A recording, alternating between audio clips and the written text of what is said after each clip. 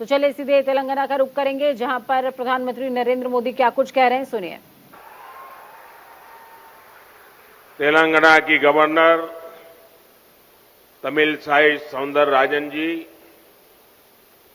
केंद्रीय मंत्रिमंडल के मेरे सहयोगी नितिन गडकरी जी, जी किशन रेड्डी जी, भाई संजय जी,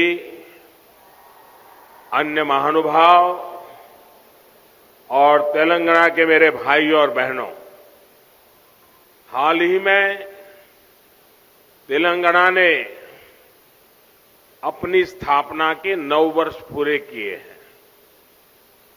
तेलंगाना राज्य भले ही नया हो, लेकिन भारत के इतिहास में तेलंगाना का कंट्रीब्यूशन, यहां के लोगों का योगदान हमेशा बहुत बड़ा रहा है।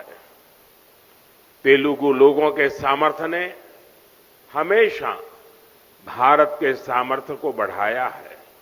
इसलिए आज जब भारत दुनिया की 5वीं सबसे बड़ी इकोनॉमिक पावर बना है, तो उसमें भी तेलंगाना के लोगों की बड़ी भूमिका है।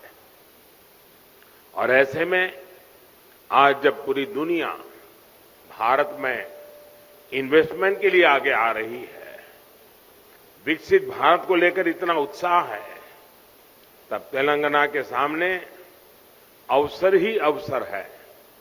साथियों, आज का नया भारत युवा भारत है, बहुत सारी एनर्जी से भरा हुआ भारत है।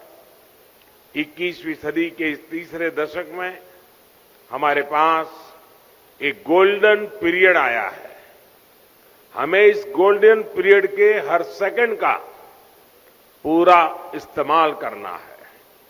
देश का कोई भी कोना तेज विकास की किसी भी संभावना में पीछे नहीं रहना चाहिए।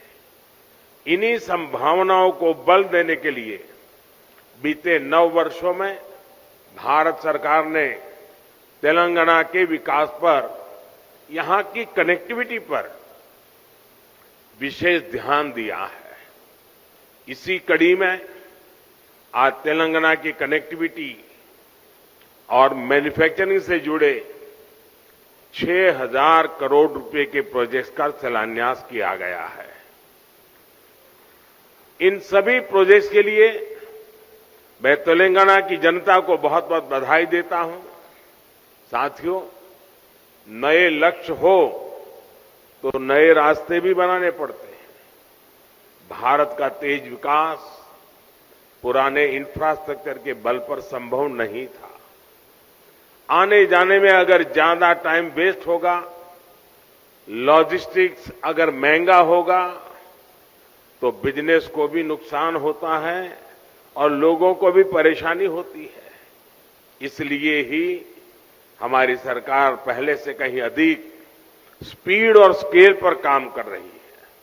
आज हर प्रकार के इंफ्रास्ट्रक्चर के लिए पहले से कई गुना तेजी से काम हो रहा है। आज पूरे देश में highway, expressway, economic corridor, industrial corridor एक जाल बिछा रहा है। 2 लेन के हाईवे 4 लेन में और 4 लेन के हाईवे 6 लेन में बदले जा रहे हैं। 9 साल पहले जहां तेलंगाना का नेशनल हाईवे नेटवर्क 2,500 किलोमीटर का था, आज ये बढ़कर 5,000 किलोमीटर हो चुका है। आज तेलंगाना में 2500 किलोमीटर की नेशनल हाईवे परियोजनाएं निर्माण के अलग अलग फेजेज में है। भारतमाला परियोजना के तहत जो दर्जनों कॉरिडोर देश में बन रहे हैं, उनमें से अनेक तेलंगाना से होकर के गुजरते हैं। Hyderabad Indore economic corridor, Surat Chennai economic corridor, Hyderabad Panaji economic corridor, Hyderabad Visakhapatnam inter corridor, ऐसे कितने ही उदाहरण हमारे सामने हैं। एक प्रकार से तेलंगाना आस पड़ोस के इकोनॉमिक सेंटर्स को जोड़ रहा है, आर्थिक गतिविधियों का हब बन रहा है।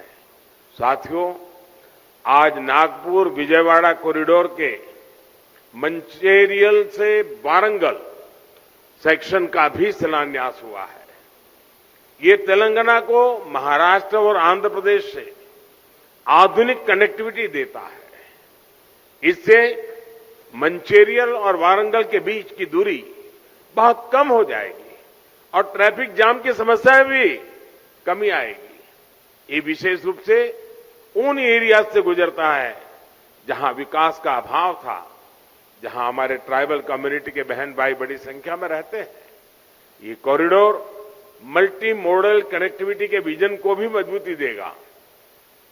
करीमनगर वारंगल सेक्शन के 4 लेन में बदलने से Hyderabad Warangal industrial corridor, Kakatiya mega textile park और वारंगल एसईजेड की कनेक्टिविटी भी सशक्त होगी।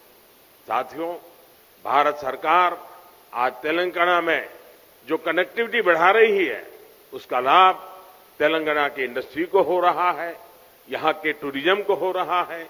तेलंगाना में जो अनेक हेरिटेज सेंटर्स है, आस्था के स्थान है, वहां आना जाना अब और अधिक सुविधाजनक हो रहा है।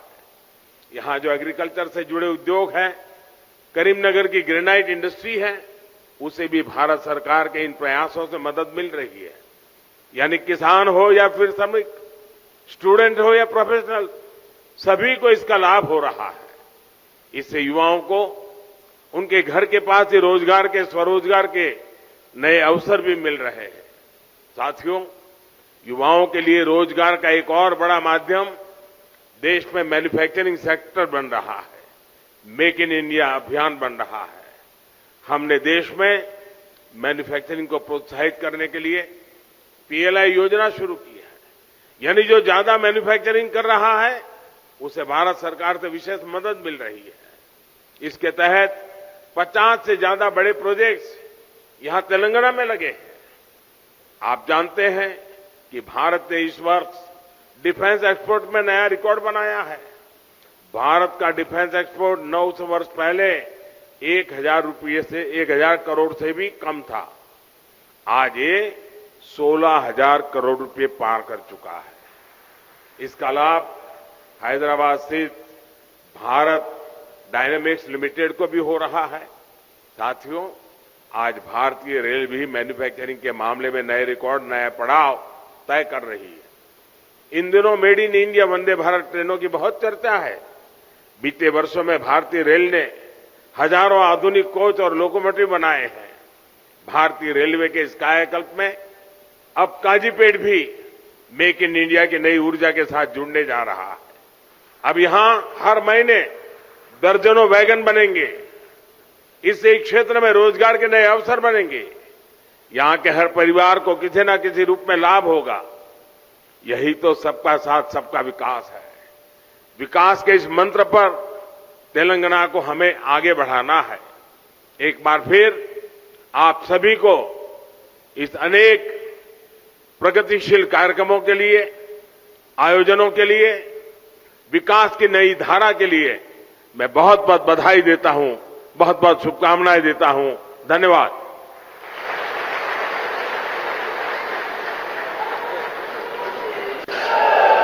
धन्यवाद sir, thank you very much. तो तेलंगाना के विकास को लेकर सरकार प्रतिबद्ध है। प्रधानमंत्री कहते नजर आए हैं, नए लक्ष्य के लिए नए रास्ते बनाने पड़ते हैं और उसी रास्ते का निर्माण तेलंगाना में बीजेपी की तरफ से किया गया है। इस बात का उद्घोष प्रधानमंत्री की तरफ से किया गया। नए लक्ष्य के लिए नए रास्ते बनाने पड़ते हैं। तेलंगाना के विकास को लेकर सरकार प्रतिबद्ध है। आपको बता दें कि आज 6,100 करोड़ यानी कि 6100 करोड़ की विकास परियोजनाओं की सौगात प्रधानमंत्री की तरफ से तेलंगाना को दी गई है।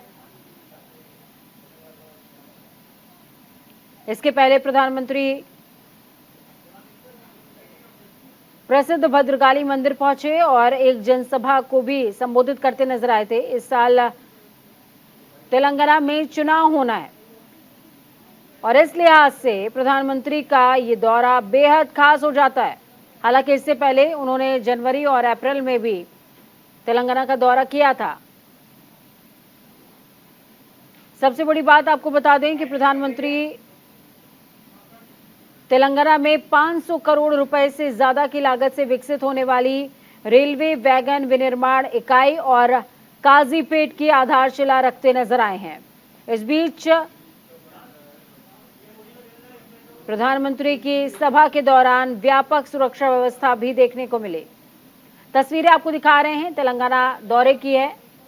इस दौरान जब प्रधानमंत्री पहुंचे तो भद्रकाली मंदिर पहुंचे, जहां पर उनका स्वागत किया गया, अभिनंदन किया गया तमाम तीर्थ पुरोहितों की तरफ से। और इस बीच प्रधानमंत्री नंगे पांव मां भद्रकाली के मंदिर में पूजा अर्चना के लिए जाते हुए भी नजर आए। तो चुनावी वर्ष है और चुनावी वर्ष में तेलंगाना को फायदा तो जरूर पहुंचा है, लेकिन इस फायदे से बीजेपी को कितना फायदा होगा ये देखने वाली बात होगी। वक्त छोटे से ब्रेक के उस पार खबरों के सफर लगातार जारी। बने रहिए न्यूज इंडिया के साथ, क्योंकि हम हैं राष्ट्र की आवाज।